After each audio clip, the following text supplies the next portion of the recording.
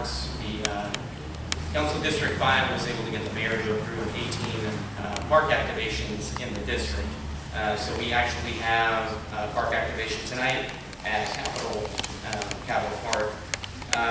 Specifically, Capitol Park, we've had to deal with quite a few issues, especially with illegal gambling and drinking and so on. So to encourage, there was a lot of families that were discouraged to go to the park because there was nobody there. They didn't feel comfortable bringing their children. They didn't feel comfortable bringing their families when they saw illegal gambling and all of that stuff. So what we're doing is we're activating the parks throughout the summer to make sure that we get folks, families out there. Don't feel bad, Scott. I got it to you now. We're doing it to encourage families to come back to the parks and use those parks as well. So I'm going to give you an update on a few things. As long as you can hear me, you don't have to see me. National Night Out. I know we do have a couple of neighborhood associations that have already enlisted in their own National Night Out on their street or in their neighborhood. We're happy to see that. Council District 5, the Office of Councilmember Carrasco, and Target, located at the corner of Story and King, are sponsoring our own National Night Out. We're going to be giving away. Target has been. I just want to make this. Target has been a huge sponsor and definitely has given back to the community. Not only are they helping us with this event, I don't work for Target. Just making that publicly exposed. I don't work for Target, but they've been huge for us. Not only did they come through with funding for this event, they're going to be sponsoring 250 backpacks, stuff for children. So make sure you get there, first come, first serve. But they also helped us employ through the county. I don't know if Mike's still here, but through the county and Scott as well, through the Assistant Supervisor Cortese's office. Target was able to employ teenagers for the summer. And as you know, there's no better way to teach our youth, responsibility than having that job. So we were happy to see that. So we have National Night Out. It's going to be August 4th at the Target on Story and King. If you have others in your neighborhood, Councilmember Carrasco would love to stop by. Please let me know. Shoot me an email, give me a call, whatever it takes to get a hold of me. And we do have a couple I know that are signed up, and we look forward to attending those events as well. Fireworks priority. That's a big talk tonight. So I just wanted to give you guys a quick update and let you guys know what the City Council has actually done in regards to fireworks. So Mayor Ricardo has changed a few things around when it comes to priority setting. They take on big issues, they vote on them as a council, and the top 5 make it to the agenda for the council, for staff to take up this upcoming fiscal year. So I wanted to let you know that the top 5 that made it through this year was wage theft, rental housing issues, rent control, a local hiring preference. So if the city's going to contract for any kind of development or whatever it may be, we're hoping that a local hiring preference is included and that we contract out to local contractors. Massage parlor regulations, that's another one that's going to be tackled this year by our staff. And mobile home conversion ordinances as well to protect mobile home conversions, because as many folks know, mobile home parks unfortunately tend to be the most affordable places to live. There isn't a lot of other affordable housing throughout the city. Making number 6, and I'm just mentioning this one, is going to be illegal fireworks. So it didn't make the top 5, but we're hoping if we can make it through the first 5, we're hoping that we can start addressing the issue. It didn't garner enough votes. I do want to let you know Councilmember Carrasco did support it. So you do have her support on moving forward with an ordinance, something in place that could tackle the issue of illegal fireworks. With that said, we are still going to look at an educational campaign. We're still going to look at funding. I know it was mentioned here multiple times. We are going to look at funding for an educational campaign for illegal fireworks. Another issue is post-traumatic stress disorder. A lot of folks don't talk about it. That's a big issue. We have a lot of veterans in the city of Snowflake. And you know, without being too candid, that's disrespectful to a lot of the folks that have served in foreign wars, come back home and have to deal with illegal fireworks throughout the season. So we'll be looking at that as well. As I told you, wage theft made it as the top priority. So that's going to be taken up by the San Jose City Council and staff. We do have flyers here for National Night Out. So you're aware, we do have vehicle parks. Please contact me. We can definitely give you the dates and times for those park activations. We have Plata Arroyo, we have Emma Fresh, we have Mount Pleasant, Capitol Park, and Hillview that are included in that. And we hope to see your families there as well. One last thing I'm gonna leave you with before I answer any questions that folks may have is Yosemite Camp. So we were able to get a budget document approved by Mayor Liccardo to allow low-income residents to participate in San Jose's Yosemite Camp. So if you know any families, we have 65 camp tent spaces available. It's going to be Labor Day weekend. We leave Saturday morning. We come back Monday. You're going to have to put up with me for the weekend because I volunteered to be there as a camp leader. They do have to, there are a few guidelines you can look for in Google San Jose Yosemite Camp. You'll see the threshold on what it takes to qualify to go for free. They do have to put a $50 deposit, but it's a reimbursable deposit. They get the money back after the return from the camp. But we do have 65 tent spaces available, roughly around 250 to 300 folks, children and adults. Children cannot go unsupervised, so please don't send your children by themselves and get rid of them for the weekend. If you want to go, that would be great. And that is it. Let's answer any questions. Clarification on the Yosemite Camp, is that San Jose Camp? It is San Jose, San Jose Camp. Correct. Great opportunity if you know families. I took my kids for like 6 years when they were little. They're in their 20s and they all still talk about it. They have great activities. It's fun. It's not your typical camp. One other thing I did forget to mention. So one of the, and thank you for that. I agree. I've been there. Awesome. One other thing I want to mention is one of the most challenging things for underprivileged children and their families is transportation. Transportation is huge. Charter buses. We have 5 charter buses that have been set aside. So we're going to be taking off. More than likely, we're looking at MHP as the destination for drop-off that morning, taking off at 6, 7 in the morning roughly. But transportation is going to be provided. And thank you, Mayor Liccardo, for sponsoring the transportation for that. He actually paid for that. So that is on Mayor's budget. Nick. I want to ask a little bit about the expansion comments on the hiring and is it vendor policy and hiring policy local? Is that before residents and vendors in the city of San Jose do business in San Jose, or is it more Santa Clara County or Bay Area wide? Yeah, it's only going to apply to City of San Jose contracts.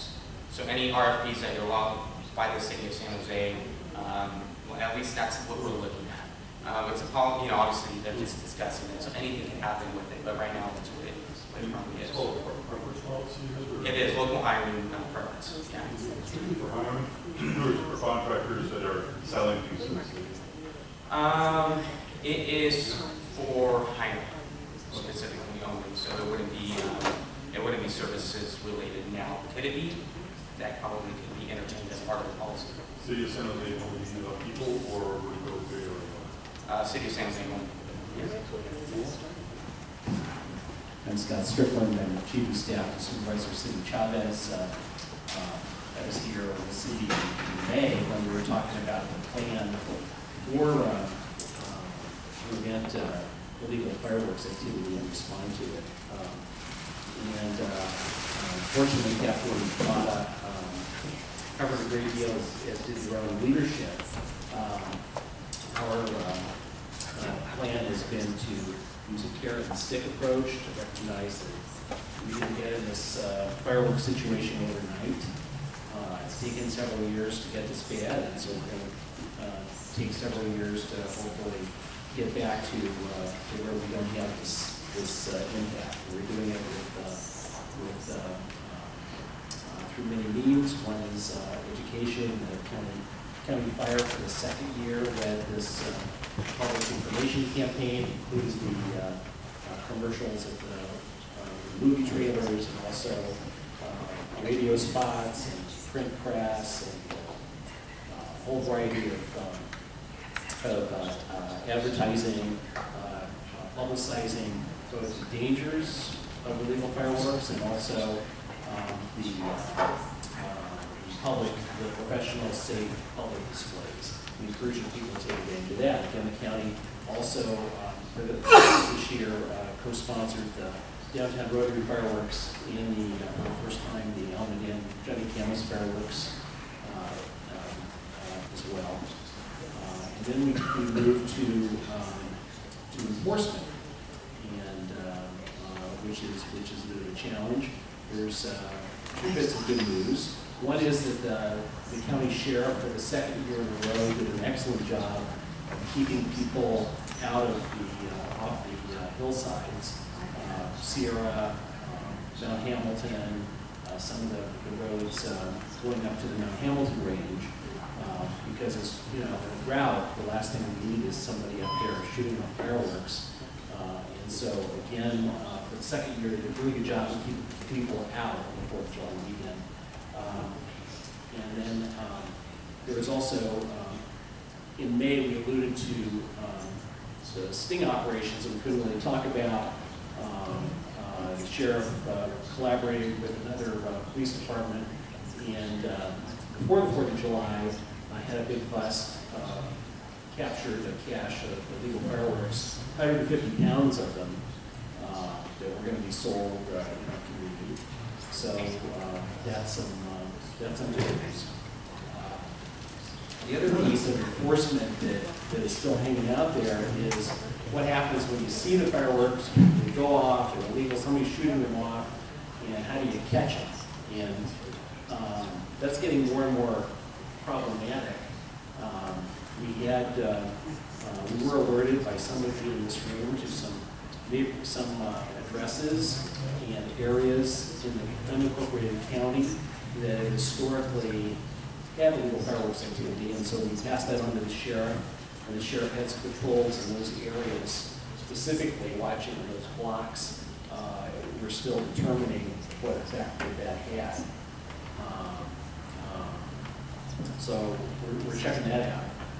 A year ago, not this past 4th of July, but the previous one, Cindy went on a ride along with the deputy sheriff, and just learned how very difficult it is to catch somebody when you see the fireworks go off, and the sheriff's vehicle, speeds to the scene, and everybody's gone or everybody flees, so it's very, very challenging. And given that my own experience, I live downtown in District 3, and it seemed like there's more fireworks in terms of more days in which there are fireworks. I went to the downtown Rotary display, and I got home. I live about a mile from there. I got home, and then the fireworks started in my neighborhood. It was very hard for me to figure out just where they were. So we, the county, are now looking at very seriously at more of attacking the supply with these sting operations, and so I think we'll be seeing more of that in the future. And also, not necessarily just for the 4th of July, but boy, about the next, is that offensive? But we're getting it more like New Year's Eve now. It's starting to become a fireworks night, and so we're thinking about doing some more sting operations to attack the supply ahead of those events. When I was a kid, New Year's Eve was a big drinking night, and now there's St. Patty's Day and Cinco de Mayo and Halloween. All these are big party nights, and it seems like that's happening now. Fireworks culture, there's more nights that are, Warriors win fireworks, So maybe it's the supply that we can work on. But in any case, that's what we're doing in the county, and we appreciate your patience, and again, encourage you. Captain Rivera's not here tonight, but he and I were keeping in close touch for the last, during the weeks leading up to the fourth and afterwards, and he just says, you know, just gotta call the sheriff if it's in the Unicoi County, you see something going on, you know, just call right away. They'll do their best. Any questions? Yeah. Is it constructive to put that as the Safe and Start program at Halloween? Yes, yeah, she's been doing that since she was on the city council. Yeah. With the lights. Yeah. Lighted, I want to Glow neck. thank you for that, but the chill necklaces are incredibly popular. The last several years, I have a very big Halloween celebration at my home every year. One year we drove almost 1,000 people in the course of the evening. And if they're starting to make a small donation, they're free actually if you're not able to make a donation. And then I can distribute those around kids' necks. I took some of those, I had a few left over, 100 left over, and I took them to the Camas District 10 fireworks event, and there came out some kids. It occurs to me that it may have a positive effect there for the parent, where if people come with their kids to the sanctioned events, perhaps they get a glow necklace for kids under a certain age, and they're really popular. So maybe the kids draw the parents in that way. That's a great idea, and it's, you know, you can tie it to the fireworks by contrasting it to sparklers, Yeah. which burn at 1,800 degrees, which is, Right.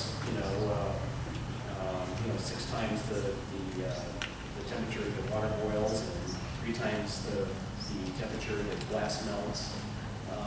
These are incredibly safe, and yeah, pictures of kids who have kids with the great suggestion. let her know when we were quickly. We passed those out every year for such a conference. It's a great program. Kids are all lit up to come to my house. Nobody's going to hit the cards. Awesome. Well, thank you. All right, thank you. Okay, now we have someone from Aide Cortese's office. And he's got, and I'm going to make it easy for you. Hey, thank you, and is it on? It's on. Okay. Just one last thing on fireworks, because Scott mentioned the sting operations. One of the things the sheriff has done over the past 2 years, and it's kind of an easy fix, is go on Craigslist. And you find going on Craigslist that there are people offering fireworks for sale. And they have gone and actually busted a place in Concord where they had not just a huge cache, but it was a national thing. So the sheriff is aware of it and trying to do everything they can. So that's the last one on fireworks. But October 11th, Supervisor Cortese has his annual Day on the Bay. I'll do so. Wanted to announce it, invite all of you. If you have an entertainment group, if you have a nonprofit and would like to be there, we had 12,000 people in Althusser last year for this celebration. It's free for families, eating food, and all the entertainment. So October 11th, if you need any information, give our office a call. I've got some flyers there. So any questions? Thank you.